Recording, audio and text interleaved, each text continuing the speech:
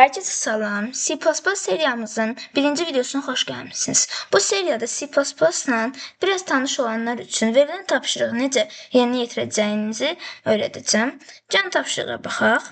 Tapşırığımız istifadəçidən 7 ədəd daxil etməsini istəyir və həmin ədədlərin 20-dən böyük olanların cəmini tapır və ekrana çapır.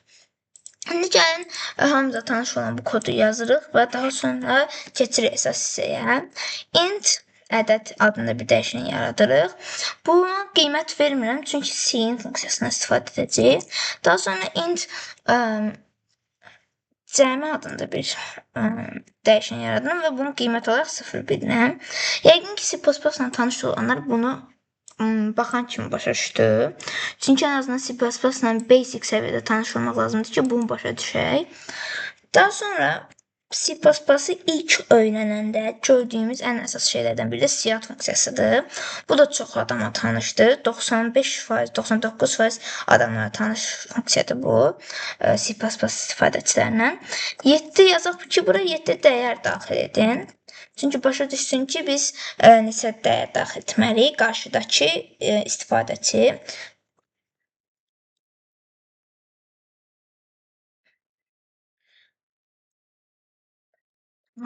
Daha sonra nöqtə vergülümüzdə qoyandan sonra biz artıq əsas orada 7 ədəd qoyacağımız hissəyə keçirik. For dövründən istifadə edəcəyik. For dövrü bəzilərinizə tanış olmaya bilər.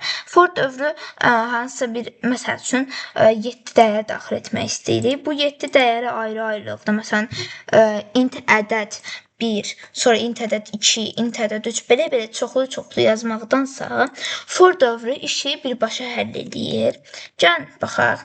Int i dəyişəni forun içində yaradıldı. Bərabərdirsə 0, sonra i kiçikdirsə 7, çünki 7 dənə ədədimiz var, 7 dəyər daxil edirik. Və i üstə göstərik, plus. Daha sonra for dövrün içində biz kod yazacağımız üçün bəzi elementlərə qoyuruq və bura cin ədəd funksiyamızı, dəyişənimizi qeyd edirik. Bayaq da qeyd etdiyim kimi ədədə ona görə məlum qiymət vermədim ki, çünki biz bura cin edəcəyik ədədlə. Daha sonra burada if şərtindən istifadə edirik. If də onu bilirəm ki, 90% insan tanışdır. Keçək əsas mövzuya. If-in içində bayaq da burada yazıldığı kimi 20-dən böyük olan ədədlər. Ona görə ədəd yazılır. Ədəd dəyişəni. Əgər 20-dən böyükdürsə, biz burada artıq cəmi dəyişənin üzərinə ədəd dəyişənini gəlirik. Çünki cəmi dəyişən 0-dır və 0 əslində belə deyək, deyə bilərsən ki, niyə cəmi adında bir dəyişən yaratdın və niyə 0 qoydun, niyə lazım idi? Birincisi, niyə cəmi adında bir dəyişən qoyduğumu izah edeyim. Məsələn, deyək ki, ikinci ədəd və üçüncü ədəd 20-dən böyükdür, yəni şərtə uyğundur. Yaxşı, no problem, uyğun oldu, super. Onda bunu biz birinci ədədlə, ikinci ədədi birinci ədədlə, üçüncü ikincinə belə toplaya bilərik. Amma biz birincini nə ilə toplayacaq əgər birinci uyğun olsa? Onun üçün cəmi adında bir dəyişən yaratmalıyıq ki, birinci ədədə toplayaq. 0 qoymanın mənası isə, yəni 1 olsa 25 gəlsə cəm dəyişir 26 olur. Bizdə axı birinci ədəd 25-dir və cəmin 25 olması məntiqlidir. Amma orada 26 olur. Ona görə qiyməti də 0 qoyuruq. Bunu da başa düşdünüzsə, keçək növbəti hissəyə. Əgər bura qədər başa düşmüsünüzsə, videonu bəyənməyi və abunə olmağı unutmayın. Gəlin. Daha sonra isə burada bu for dövrünü istifadə etdikdən sonra biz burada count 20-dən böyük olan, daha aydın olsun deyə 20-dən böyük olan ədədlərin cəmi yazaq. Qoşun nöqtə ara qoymaq kimi bitiş olmasın. Cəmi dəyişəni və end line. Daha sonra return 0. Ümidvaram ki, bu hissə hələ də izah etməyə ehtiyac yoxdur, amma izah edim niyə belə yazdıq. Siyahut 20-dən böyük olan ədədlərin cəmi deyil. Axırda məntiqdə, şərtdə də baxmışdıq ki, 20-dən böyük olan ədədlərin cəmini tapır və çap edir, yəni siyahut edir. Deməli, 20-dən böyük olan ədədlərin cəmi qoşa nöqtə qoyuruq və burada cəmi dəyişənini bizə bu hissədə, məsəl üçün 12 yazın, bu hissədə göstərəcək.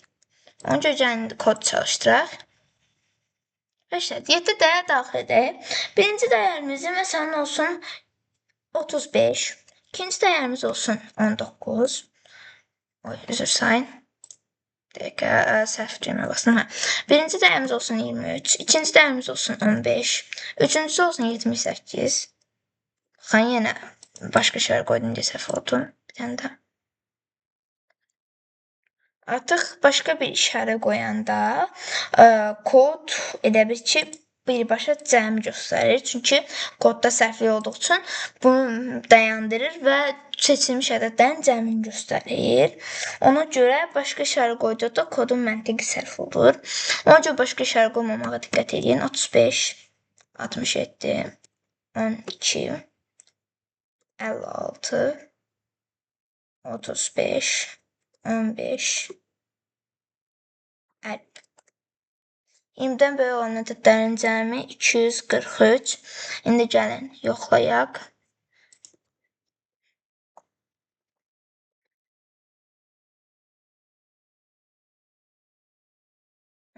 Ədədlər neçə idi?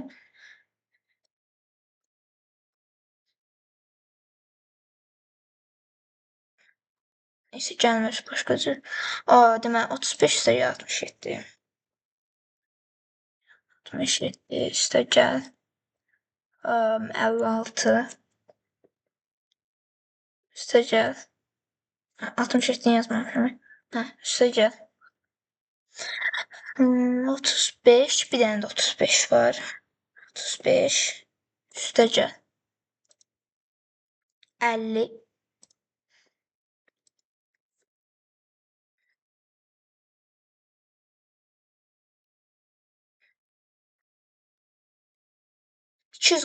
Burada da nə icab? 243. Gördüyünüz kimi kod doğru bir şəkildə çalışdı. Ümidvaram məntiq başa düşdünüz. İkinci videoda görüşənədək.